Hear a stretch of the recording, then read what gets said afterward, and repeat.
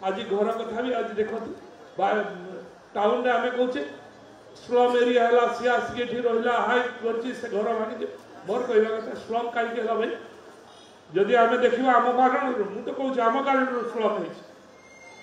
मो घर 4टा लोक दरकार काम करेंगे मोर घर तैयारी हो 50टा लोक दरकार आम तो मजूरी देदेले 400-500 टका आम ड्यूटी सरीगला आम चिंता कर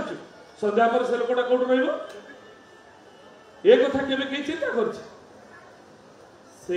स्लम आरंभ हो तेणु आज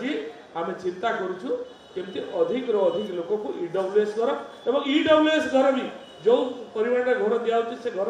रहा परिस्थिति जड़े चाहिए आउ गोटे तार परिवार गोटे झील ग्रोन अप झील थी से रोटी गोटे रूम तेणु एवं आम चिंतन करें घर तैयारी करके देवु जो भाई ईडब्ल्यूएस घर साधारण गोटे फैमिली रही पार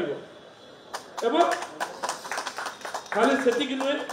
स्लम रे रोथुवा लोक गोटे घर किणवार आज योग्यता तार अच्छी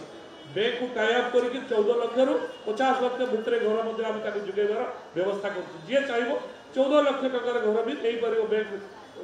बैंक लिकेज बैंक लोन नहीं